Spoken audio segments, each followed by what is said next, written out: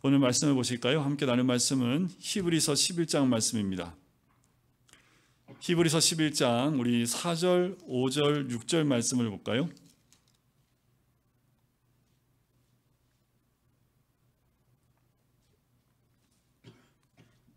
히브리서 11장 4절, 5절, 6절 세 절을 우리 함께 같이 읽도록 하겠습니다.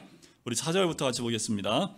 믿음으로 아벨은 가인보다 더 나은 제사를 하나님께 드림으로 의로운 자라 하시는 증거를 얻었으니 하나님이 그 예물에 대하여 증언하심이라.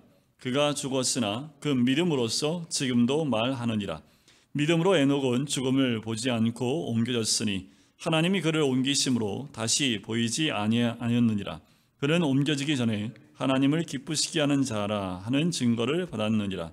믿음이 없이는 하나님을 기쁘시게 하지 못하나니 하나님께 나아가는 자는 반드시 그가 계신 것과 또한 그가 자기를 찾는 자들에게 상 주시는 이심을 믿어야 할지니라. 아멘. 성경에 나오는 많은 사건들이 있습니다. 그 사건들이 우리가 이해하기가 참 어려운 사건들이 많지요. 가장 이해하기 어려운 건 우리 이성으로 이해하기 가장 어려운 첫 번째 관문은 창조입니다. 하나님의 말씀으로 세상이 창조됐다라는 것이 이해가 되고 또 우리가 이성적으로 그것이 논리적으로 이해가 된다는 건 불가능하지요.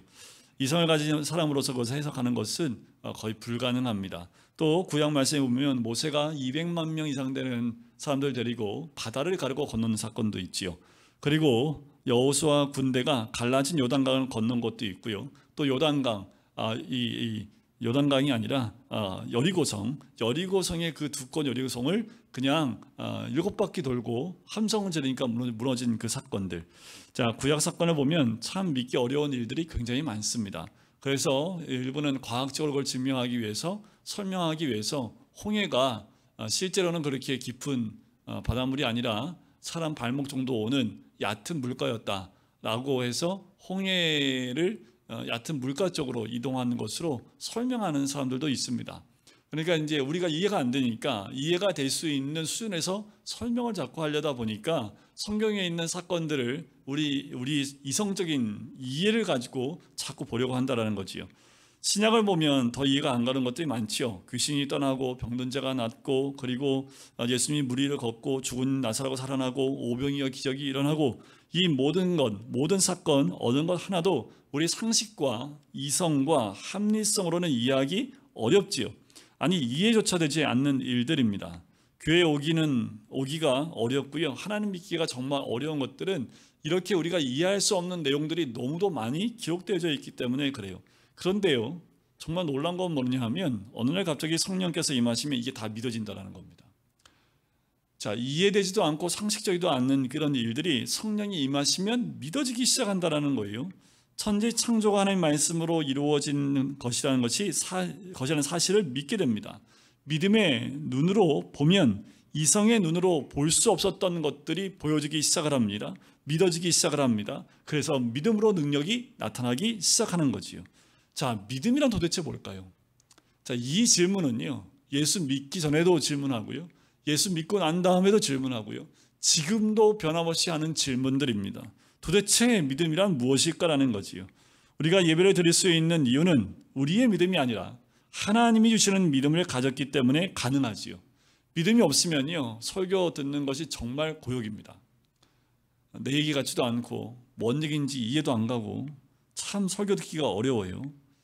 내 생각과 이성과 내 꿈을 가진 사람들이 하나님 말씀을 들으려면 정말 아무 소리도 귀에 들어오지 않습니다. 그런데 성령께서 임하셔서 믿음의 사람이 생기면 믿음이 생긴 사람들은 말씀이 들리기 시작을 해요. 하나하나 들리기 시작하는데 들리는 말씀마다 하나님의 음성으로 내 마음에 들어오기 시작한다는 거지요. 믿음의 사람들은 이 세상을 변화시켰고 기적을 만들어냈고 역사의 등불이 되었습니다.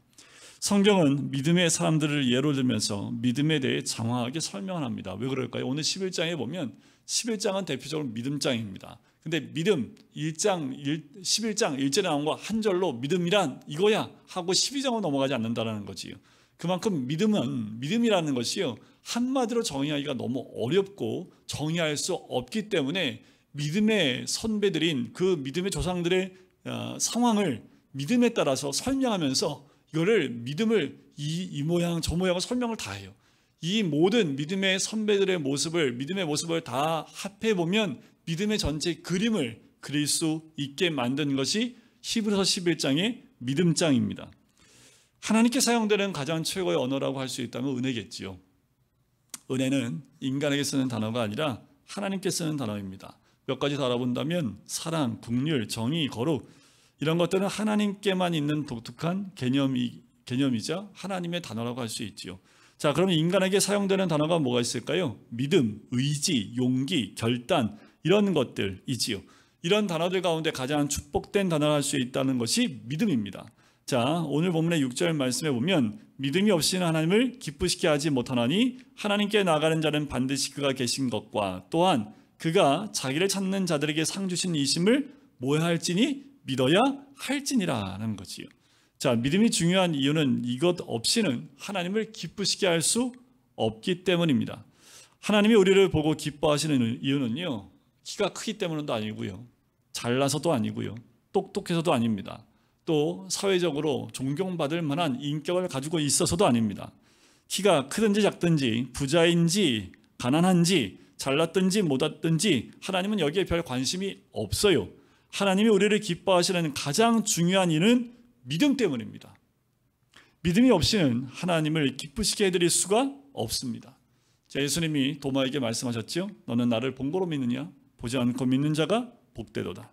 또 물에 빠져가는 베드로에게 말씀하셨죠. 믿음이 작은 자여 왜 의심하였느냐?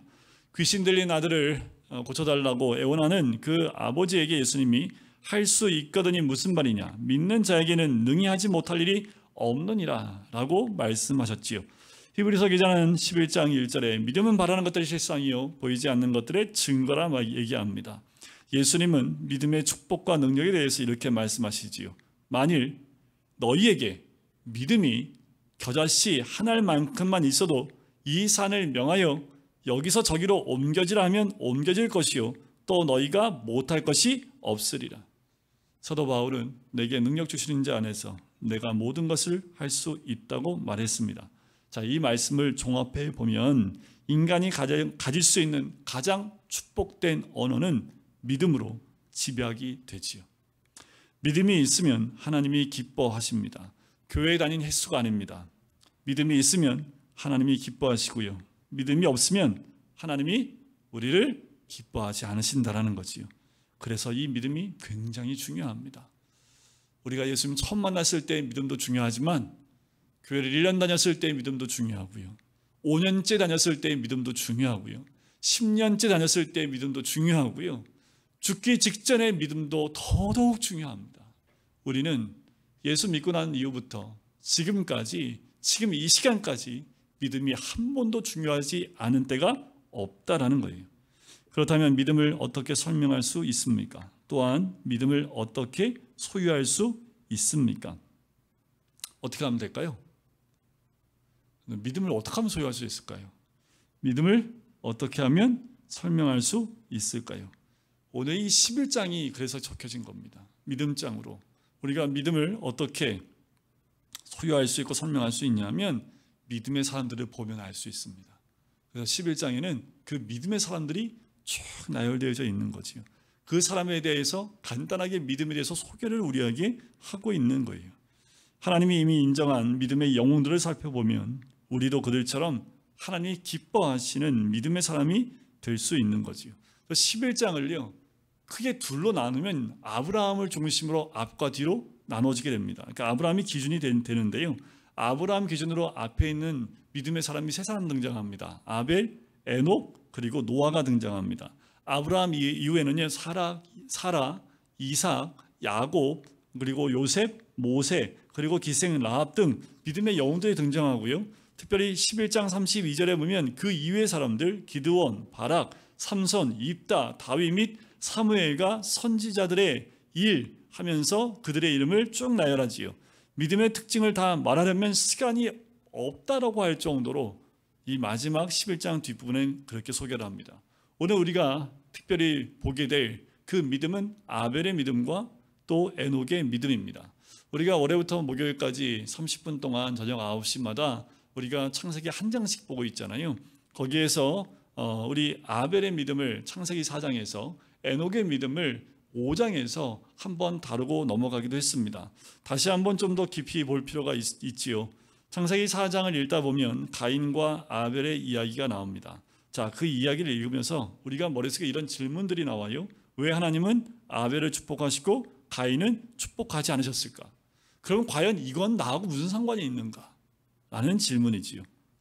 결론적으로 말하면 아벨의 믿음은 하나님께 인정받은 믿음이었고 가인의 믿음은 하나님께 인정받지 못한 믿음이었다는 거예요. 여러분들, 이왕 교회 나왔으면, 이왕 믿음 가졌으면 하나님께 인정받는 믿음을 가지셔야겠지요. 이왕 나왔으면 좀 인정받는 믿음 갖는 게 낫지, 괜히 열심히 나오는데 하나님께 인정 안 받으면 그게 얼마나 가슴 아파요. 제가 학생 때 머릿속에 딱 박힌 게 하나 있었습니다. 제가 이제 예수님 믿고 난 다음에 저를 이게 신앙으로 안내하고 가르쳤던 전사님이요, 하나님께 인정받으려면 목사님한테 인정받으면 하나님께 인정받는데요. 그래서 그때는요, 그게 하나님의 음성으로 들려서 하여튼 목사님이 시키는 거 다 했습니다. 그래서 그때 뭐 청년 때 제가 교회에서 봉사한 것만 해도 아마 여기 계신 우리 성도님들 다 청년 때 그렇게 다 봉사하셨을 거예요. 한 아침에 8시에 제가 제일 먼저 교회에 가서 밤 10시에 맨 마지막에 나왔던 기억이 나고, 전에도 말씀드렸지만 지하에 이 연탄이 2개씩 3개 들어가는 이만한 그 난로가 있는데 겨울만 되면 제가 2번 갈았습니다. 그리고 이제 저녁에 새벽에는 우리 권사님들, 교회에서 기도하시는 권사님들이 기도하가 주무시다가 이제 그 새벽에는 이제 권사님들이 하셨고, 집에는 한 번도 간 적이 없는데 교회는 그걸 갈았어요. 왜냐면 그거 하면 하나님 기뻐하실 것 같아서. 근데 그것도 어떻게 하면 하나님이 기뻐하실까? 하나님이 기뻐하시니 뭐가 있을까? 이걸 생각하고 궁리하다가 이것도 하나님 기뻐하시겠다 해서 했던 것이지요. 봉사하는 건 목사님 시키면 그냥 아멘으로 다 했고, 또 뭐가 있을까 해서 뭐 저희는 그때 제가 모교에는 마루바닥이었어요. 지금도 갔더니 아직도 마루바닥 돼 있더라고, 지하는. 그럼 사람들이 신발 벗고 들어가잖아요. 그러면 맨 마지막에 신발 다 정리하고 들어가는, 그것도 하나님이 기뻐하시겠다. 그래서 그런 것도 했던 기억이 나요. 그리고 그걸 제가 선생님이었을 때 우리 아이들한테, 배우는 아이들한테 얘기했더니 이제 제가 안 하고 그 아이들이 이어서 계속 정리하고 했던 것들이 기억이 납니다. 아마 그런 기억도 나실 거예요. 청년 때 아마 저마다 교회에서 섬기면서 그때의 순수한 믿음, 지금도 순수하지만 그때는 어떻게 하면 하나님이 기뻐하실까라는 믿음을 가지고 갔던 그 생각이 나지요. 자, 11장 4절 말씀에 보면 믿음으로 아벨은 가인보다 더 나은 제사를 하나님께 드림으로 의로운 자라 하시는 증거를 얻었으니 라고 나오지요. 자, 아벨은 가인보다 더 나은 제사를 하나님께 드렸기 때문에 무엇을 받았습니까? 의롭다 하심을 인정받았습니다.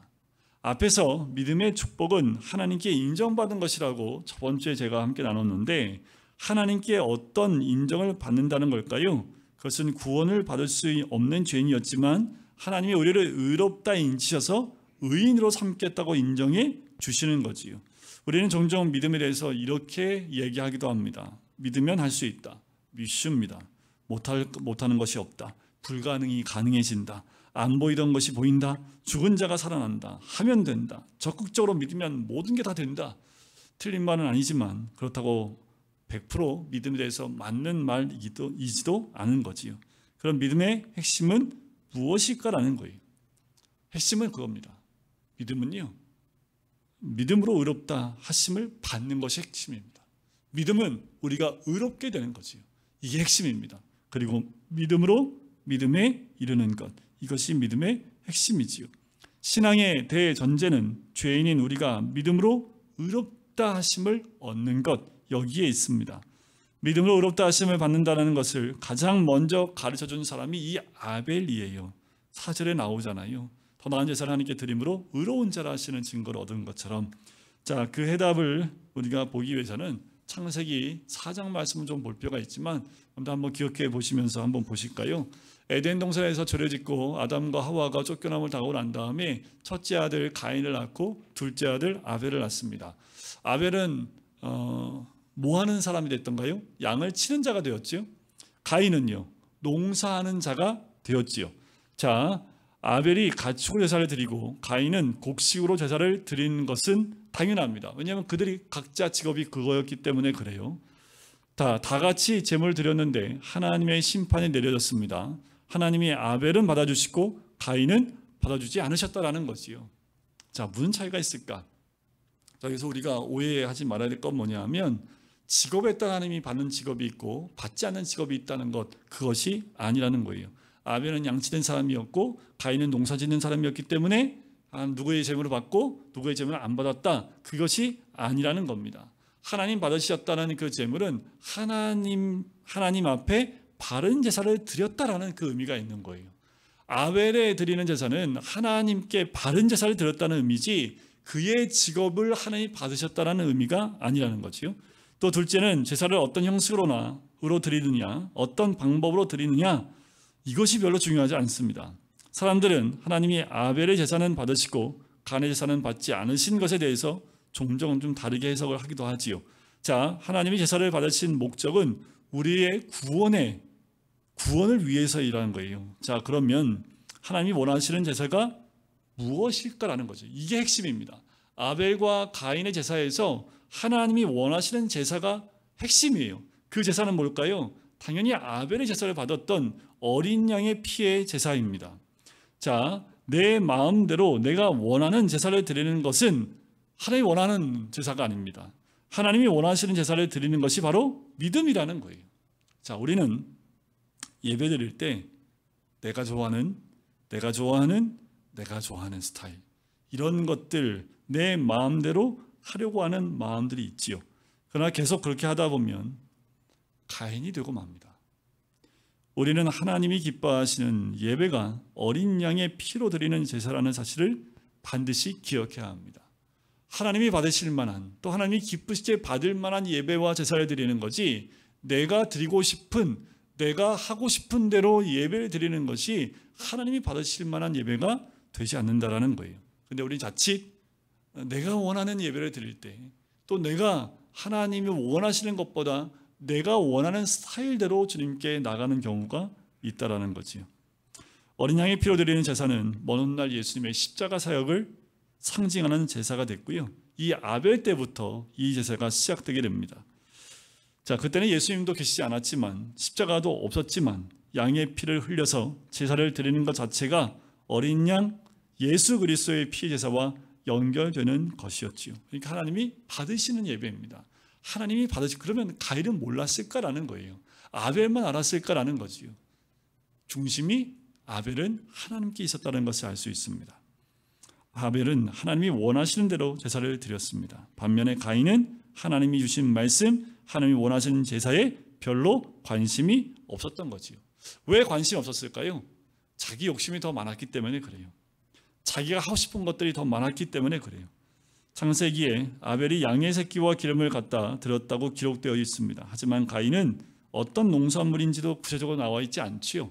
그냥 드렸다라고 기록되어져 있을 뿐입니다. 무슨 제물인지도 알 수 없는 그냥 제물을 드린 거지요. 자, 우리도 하나님이 원하시는 것을 해야 합니다. 헌금도 마찬가지고요.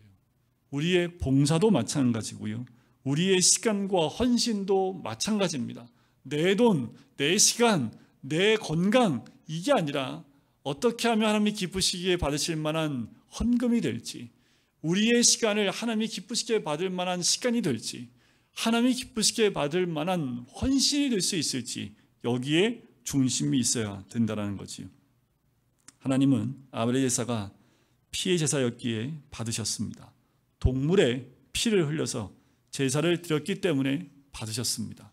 여기서 제물의 중요한 요소를 발견하게 되는데, 자신이 농사를 짓더라도 제사는 양으로 드려야 한다는 거예요. 몰랐을까라는 거예요. 가인이 몰랐을까라는 거예요. 아벨은 알았는데 왜 가인은 몰랐을까라는 거지요. 똑같은 아버지 밑에서 교육을 받았을 텐데 왜 아벨은 드리는데 가인은 못 드렸을까라는 거예요. 하나님이 원하신 제사, 양의 새끼와 기름으로 드리는 제사였다라는 거지요. 자, 그거는 어떻게 표현되냐 하면 창세기 4장 4절 5절에 보면 이렇게 표현이 돼요. 아벨과 그의 제물은 받으셨으나 가인과 그의 제물은 받지 아니하신지라라는 거지요. 제물은 제사의 전부가 아닙니다. 제물보다 더 중요한 것은 제물을 드리는 그 사람입니다. 예배를 드리는 그 사람이라는 거지요. 똑같은 제물을 드리더라도 우리가 어떻게 준비하고 어떠한 마음으로 어떠한 자세로 주님께 나오느냐가 굉장히 중요합니다. 지금은 이게 너무 많이 희석돼서요. 사회적인 생각들이 교회 예배 가운데 들어와 있는 것을 보게 됩니다. 우리 부모님 세대만 해도 교회 나갈 때 주일날 정말 깨끗한 옷을 준비하고 처음 산 것도 옷을 처음 사면 제일 먼저 주일날 예배 때 입고 오고 그리고 풀 먹이는 것도 그날 주일날 처음으로 입어요. 그리고 항상 헌돈이 어쩔 수 없이 새우돈은 은행 가서 못 바꾸면 다른 집에서 빳빳하게 만들어서 와요. 그게 뭐가 중요하냐고 우리 후손들이 얘기했지만 어느 순간부터는 우리 부모님 세대에는 그런 간절함과 또 정성과 마음을 다하여 준비하는 그런 마음들이 있었는데 어느 순간부터는 그런 마음들도 되어 있지 않습니다. 그래도 조금 연결된 거는 지금 이제 온라인으로 이제 헌금을 드리다 보니까 이제 그것도 많이 희석이 된 것 같아요. 온라인 헌금 하더라도 제대로 드리는 것이 감사하지요. 요새는 온라인 헌금도 제대로 못 드리니까. 근데 과거에는 늘 봉투에다가 미리미리 준비해서 모든 봉투마다 다 헌금을 미리미리 준비해서 주일날 다 봉투에 넣어가지고 가져오지요. 과거에 제가 생각하기에도요, 어르신들이 그 교회 나와서 교회 와서 봉투에다가 헌금을 넣는 경우는 거의 못 본 것 같아요. 근데 지금 이제 우리 세대에 오면은 헌금이 이제 봉투를 안 쓰지요. 봉투 아깝다고 안 쓴다고 하지만 그만큼 우리가 하나님을 대하는 마음들이 과거와 많이 다른 것 아닌가라는 생각이 들어요. 아벨은 믿음이 있고 순종도 했고 의로운 사람인 반면에 가인은 재물이 나빴다는 것뿐만 아니라 사람 자체가 믿음이 없고 기분 내키는 대로 사는 유형의 사람이었다는 것. 그러니까 화를 내지 않았겠습니까? 믿음으로 아벨은 가인보다 더 나은 제사를 하나님께 드림으로 의로운 자가 하는 증거를 얻었다라는 거지요. 여기서 더 나은 제사란 피의 제사를 뜻하는 거지요. 피의 제사를 드렸기 때문에 아벨을 의로운 자로 인정해 주신 것입니다. 하나님이 그의 예물을 인정해 주신 것이지요. 아벨은 죽었지만 믿음은 말을 한다라고 4절 끝에 얘기해요. 그가 죽었으나 그 믿음으로써 지금도 말하느니라.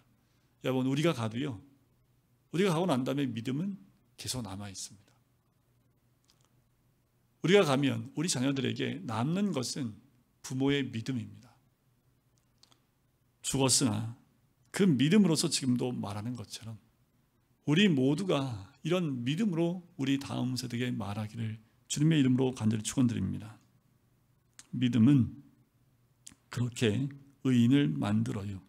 믿음은 의롭게 하는 능력이 있기 때문에 그렇습니다. 자, 아벨의 믿음이 의롭게 하시는 믿음이라고 한다면 에녹의 믿음은 하나님을 기쁘시게 하는 믿음입니다. 자, 다시 말씀을 드리면 아벨의 믿음은 의롭다 하심을 인정받은 믿음이고요. 에녹의 믿음은 하나님을 기쁘시게 하는 사람이라는 인정을 받는 믿음입니다. 자, 5절 말씀에 보면 믿음으로 에녹은 죽음을 보지 않고 옮겨졌으니 하나님이 그를 옮기심으로 다시 보이지 아니하였느니라. 그는 옮겨지기 전에 하나님을 기쁘시게 하는 자라는 증거를 받았느니라. 자, 아벨의 믿음의 모델은 하나님으로부터 의롭다 하심을 받은 믿음입니다. 우리는 이 믿음을 소유하겠지요. 이상한 믿음, 또 신비스러운 믿음을 추구해서는 안 됩니다. 너무 이쪽으로 치우치게 되면 신비스러움으로 빠져요. 진짜 믿음은 우리 안에 성령으로 말미암아 의롭다함을 인쳐주는 그 믿음이 진짜입니다. 의롭다 하시는 믿음이 있으면 어떠한 고난이, 태풍이, 지진이 와도 무너져도 아무 걱정이 없습니다. 가장 큰 믿음은 하나님을 기쁘시게 하는 사람이라고 인정받는 믿음이지요. 믿음을 잘못 구하면 나중에 매우 허탈한데 자꾸 내 행위를 통해서 그 믿음을 확증하려고 합니다. 새벽 예배, 새벽 기도를 부지런히 했고 헌금도 많이 했고 봉사도 많이 했고 하나님이 나한테 주시겠다고 한 것 이것뿐입니까 하면서 시험에 드는 경우가 많은 건 뭐냐면 이 믿음을 행위와 결부시키면 주를 위해서 내가 이만큼 했는데 왜 하나님 이건 안 들어주십니까? 라고 잘못된 방향으로 나갈 수 있습니다. 우리의 모두의 믿음으로 의롭다 하심을 받고 하나님으로부터 인정받는 사람 되기를 간절히 소원합니다. 그 믿음이 있으면 가난해도 되고요, 병들어도 괜찮고요, 죽어도 괜찮아요. 아무리 억울한 일을 당해도요 결코 흔들리지 않습니다. 이것이 믿음이지요. 아벨은 의롭다는 인정을 받았고 에녹은 하나님을 기쁘시게 하는 자라는 인정을 받았습니다. 우리 역시 하나님께로부터 이 두 가지 인정을 확실히 받아야겠지요. 하나님께 인정받는 믿음, 의롭다 하시고 기쁘시게 한다는 그 인정받는 믿음, 하나님과 동행했기 때문이라고 나오지요. 에녹은 365세까지 살았습니다. 자, 성경의 기록에 보면 그는 300년 동안 하나님과 동행했습니다. 즉 65세 때부터 하늘나라로 올라갈 때까지 하루도 빼놓지 않고 하나님과 동행했는데 그 기간이 300년입니다. 자, 동행하다라는 그 말은요 이렇게 해석이 돼요. 대화하다, 친교하다, 함께 시간을 보내다라는 뜻입니다. 다시 말하면 하나님의 임재가 나타나다라는 그 뜻도 돼요. 요한복음 15장 7절에 나온 말씀처럼 너희가 내 안에 거하고 내 말이 너희 안에 거하면 무엇이든지 원하는 대로 구하라 그리하면 이루리라.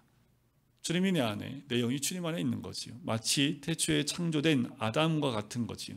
아담이 하나님 안에 있었고 하나님이 아담 안에 있었던 것처럼 그런 상태가 된 것이 에녹의 상태입니다. 그리스도께서 내 안에, 내가 그리스도 안에 들어간 상태, 이것을 동행한다라는 표현을 쓴 거예요. 동행한다는 것 자체가 뭐냐 하면 그리스도와 함께, 하나님과 함께, 지금 하나님이 내 안에, 내가 하나님 안에, 바로 갈라디아서 2장 20절 말씀처럼 사도 바울의 고백이지요. 내가 이제 나는 죽고 내 안에 예수가 사시기 때문에 이제는 내가 사는 것이 아니라 그리스도께서 사시는 것이라 라는 믿음의 고백을 하는 것처럼 그렇게 내 안에 그리스도께서 사시는 거예요. 그게 동행하는 거지요. 에녹은 300년 동안 그렇게 하나님과 동행했습니다. 그럼 어떻게 하나님께 동행하는 거예요? 매일 교회 가서 24시간 기도하고 있어요? 기도원에 들어가 있습니까? 산기도만 다니고 있습니까? 어떤 걸까요? 하나님이 내 안에 들어오시고 내가 하나님 안에 들어가 있는 동안에는 사탄의 방해가 있지 않습니다. 어둠이 있을 수 없습니다. 저주가 존재하지 않습니다. 질병도 없고요, 슬픔도 틈타지 못합니다. 이것이 하나님과 동행하는 거예요. 하나님과 동행하면 그 어떤 어두움도 우리를 틈탈 수 없습니다. 빛이신 하나님과 함께하기 때문이지요. 우리가 무엇을 하거나 집에서 빨래하거나 밥을 하거나 여행을 하거나 어디를 가더라도 하나님의 영이 우리 안에 들어와 있는 거지요. 예수님이 우리 안에, 우리가 예수님 안에 들어가 먹고 마시는 아름다운 영적 교제가 이루어지고 있는 것이에요. 에녹은 하나님이 기쁘시게 하는 믿음을 가졌지요. 늘 공부하거나 일을 하거나 연구하거나 무엇을 하든지 하나님이 기뻐하시는 그 사람이 되어야 합니다. 직업이 없어도 하나님을 기쁘시게 할 수 있어요. 일이 있든 없든 하나님을 기쁘시게 하고, 걸어도 하나님을 기쁘시게 하고, 잠을 자도 하나님을 기쁘시게 하는 것, 이것이 바로 믿음입니다. 내가 무엇을 하고 안 하고가 아니라 하나님을 기쁘시게 하는 것 자체에 중심이 있는 거지. 길을 걷는 것이 하나님 기뻐하시는 거예요. 그럼 걷는 거지요. 열심히 일하는 것이 하나님 기뻐하는 거예요. 그러면 나에게 주어진 일을 열심히 하는 겁니다. 어떤 목사님이요, 에녹에 관해서 이렇게 이야기한 적이 있습니다. 하나님이 에녹에게 이제 나랑 같이 가자, 걷자 하고 말씀하셨어요. 그래서 둘은 해가 뜨자마자 동행했습니다. 날마다 해가 뜰 때부터 질 때까지 매일 친밀한 교제로 나누며 하나됨을 경험하지요. 그렇게 하나님과 에녹의 관계가 깊어진 후에 300년쯤 지난 어느 날 하나님이 이렇게 말씀을 하십니다. 내 집보다 나의 집이 여기서 훨씬 더 가깝구나. 그러니 나의 집으로 그냥 가자. 이게 휴거라는 거죠. 어쩌면 휴거는 에녹과 같은 사람들이 휴거되는 것 아니겠습니까? 그냥 하나님과 함께 걷다가 천국 가는 거지. 하나님과 함께 걷다가 하나님 나라에 그냥 가는 거지. 이 세상에 죽음을 보지 않은 사람 없지요. 그러나 에녹은 죽음을 보지 않고 옮겨집니다. 들림받았다는 거지요. 바로 이것이 휴거라는 거예요. 어느 날 우주에 대실종 사건이 일어날 수 있습니다. 그때에 누구는 사라지고 누구는 남겠지요. 우리는 이 동행의 비밀, 하나님이 에녹과 300년을 동행하셨다는 신비로운 사건을 우리는 사모해야 합니다. 그것이 바로 하나님을 기쁘시게 하는 사건이고, 그것이 바로 하나님 나라에 함께 동행하며 걸어 들어가는 우리의 믿음의 고백이 되는 줄 믿습니다. 매번 찬양하면서 예수님 사랑합니다 고백하면서 그 믿음 가운데 거하는 것, 그것이 바로 우리의 믿음의 고백이 되어지고 또 하나님을 기쁘시게 하는 참된 믿음이 되기를, 좀 우리가 다시 한번 주님을 경외하는 마음이 온전한 믿음 가운데 있는 그 믿음이 회복되어지는 우리가 되기를 주님의 이름으로 간절히 축원드립니다.